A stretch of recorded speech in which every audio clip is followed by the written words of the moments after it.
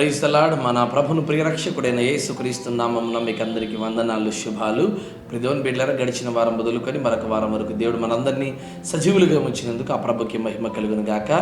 ఈ దినం పరిశుద్ధ దినము గనక తప్పకుండా మనమందరం కూడా దేవుని మందిరంలో చేరి ఆ ప్రభు నామాన్ని గణపరుస్తూ స్తుతిద్దాం. ప్రియదేవుని బిడ్డలారా, ఈ దినానికి ఏర్పాటు చేసిన వాగ్దానం మొదటి సమూయేలు గ్రంథము 10వ అధ్యాయం 6 చరణం.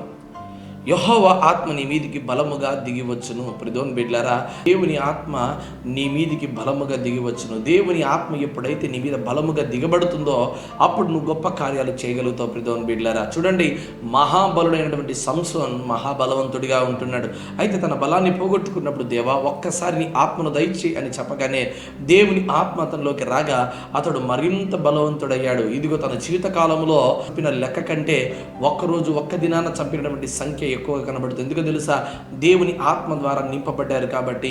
ఇదిగో యేసుక్రీస్తు ప్రభువారి యొక్క శిష్యులను కనుక మనం చూడగలిగితే వారు బలహీనులుగా ఉన్నారు. యేసయ్య ఎప్పుడైతే శిలువకు అప్పచెప్పబడ్డారో, ఎప్పుడైతే ఆయన ఈ లోకంలో వదిలిపెట్టి చనిపోయారో అప్పుడు తన శిష్యులందరూ కూడా యూదులకు భయపడి దాక్కున్నారు. ఎక్కడ కూడా బయటికి రాలేకపోయారు. అయితే పెంతెకొస్తు దినాన మేడగదిలో వారు ఇదిగో అందరూ ఏకముగా కూడి ఉండినప్పుడు ఇదిగో ఆత్మ ఇదిగో పైనుండి ఒక గొప్ప ఆత్మ వారి మీద దిగగా అగ్ని నాలుకల వంటి నాలుకలతో వారు అన్య భాషలతో మాట్లాడుతూ వారు దేవుని స్తుతించడం ప్రారంభం చేశారు. ఎప్పుడైతే దేవుని ఆత్మ వారిలోకి దిగిందో వారు అప్పటి నుండి ఇదిగో ఒక సింహాల వలె బయటికి దిగారు. ప్రియదేవుని బిడ్డలారా, ఇదిగో యేసుక్రీస్తు ప్రభు వారి కొరకు చావడానికి కూడా సిద్ధపడ్డారు.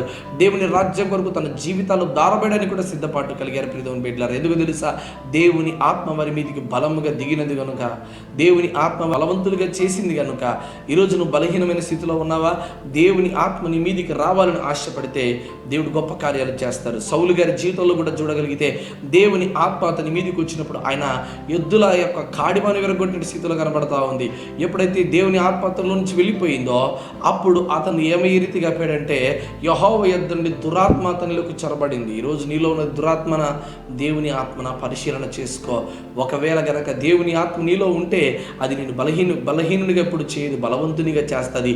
మీరు బలవంతుని చేతిలో బాణం వంటి వారిని గుర్తిరిగి దేవుని ఆత్మ పొందుకున్నటువంటి నీవు బలహీనుడివి కాక అన్ని విషయంలో బలవంతుడివి ముందుకు సాగాలి. అట్టి ఆశీర్వాదము, అట్టి దీవెన దేవుడు ఈ దినానికి దయచేయును గాక. ఆమేన్.